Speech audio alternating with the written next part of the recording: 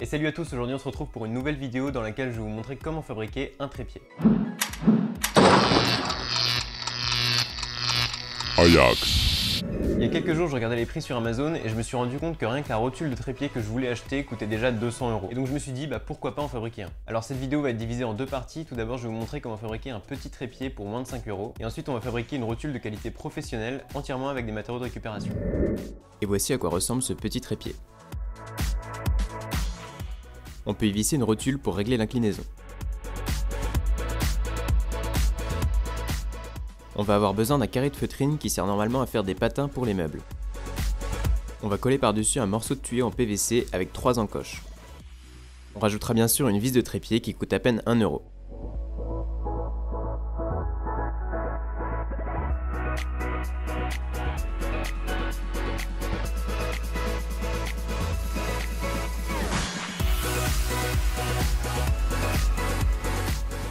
Après avoir découpé les bords de la feutrine, on va couler une première couche de colle chaude.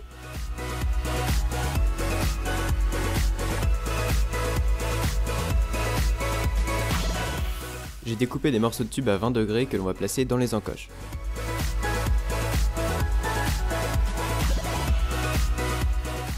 Il nous faudra ensuite 3 morceaux de 20 cm de tube en plastique et 3 bouchons. Tout cela peut se trouver dans un magasin de bricolage.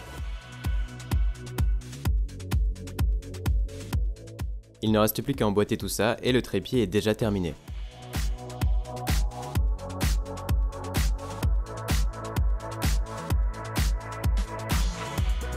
Comme je vous l'ai dit, on peut rajouter une petite rotule, la mienne coûte 2 € sur Amazon.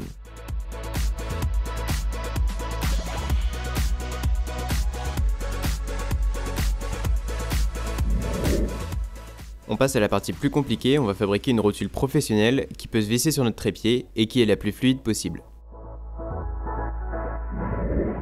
Pour cela, on va avoir besoin de démonter 2 disques durs. Alors on a le moteur principal qui permet de faire tourner les 2 disques en verre, ainsi que la tête de lecture avec son roulement à billes. Et puis, pour finir, on a 2 aimants néodymes. On va tout simplement dévisser toutes les vis qu'on voit.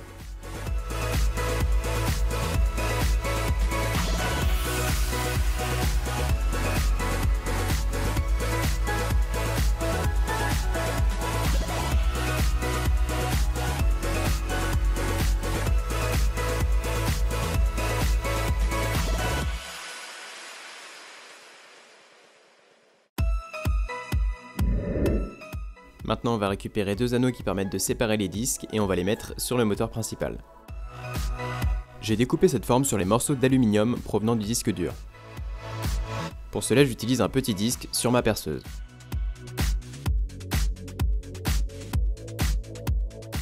Et voilà ce que ça donne, on va les remettre sur le moteur principal avant de revisser la bague de serrage.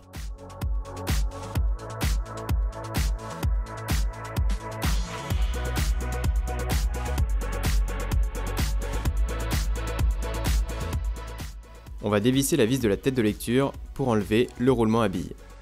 Il vous en faudra 2 pour les visser sur le moteur principal.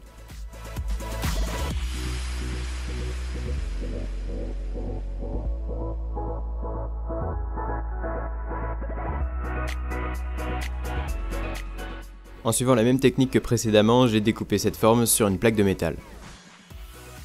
Il faudra limer sur les 2 traits pour pouvoir plier à ces endroits. Et voici les 2 angles après avoir plié au marteau. On n'a plus qu'à visser ça sur les 2 roulements à billes.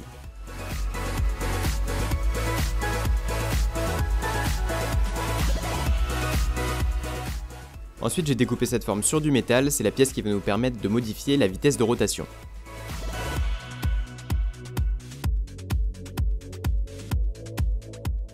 Il faut simplement la plier en 2.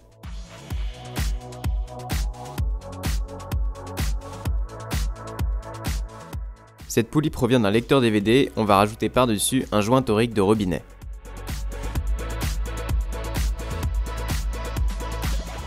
Il faut maintenant l'insérer dans la pièce que l'on vient de fabriquer.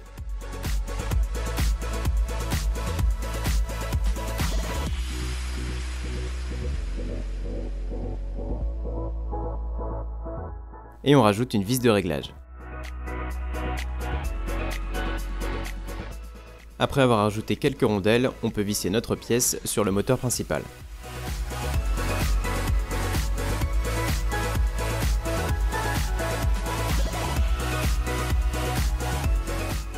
J'ai fixé ce pas de vis sur une équerre, c'est en fait un séparateur qui provient d'une carte mère d'ordinateur. Pour cela, j'ai simplement aplati l'extrémité avec un marteau et j'ai poncé sa surface. En le vissant sur la partie principale, il va permettre de resserrer plus ou moins la poulie sur le corps du moteur, ce qui va ainsi ralentir le mouvement.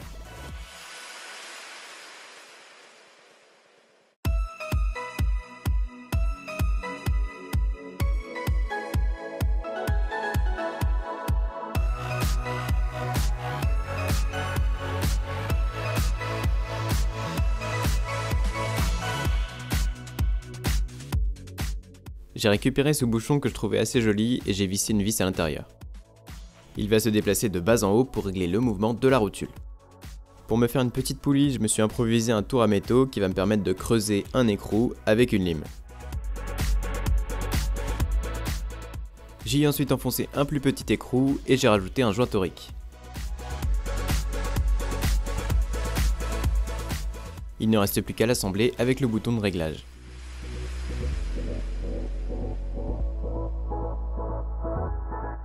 J'ai mis une nouvelle vis de trépied et je l'ai fixée avec une rondelle de cuir.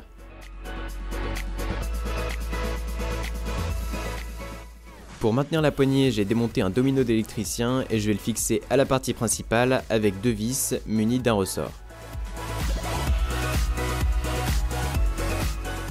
J'ai usiné à la perceuse une barre d'imprimante pour arrondir les bords et faire ainsi une poignée.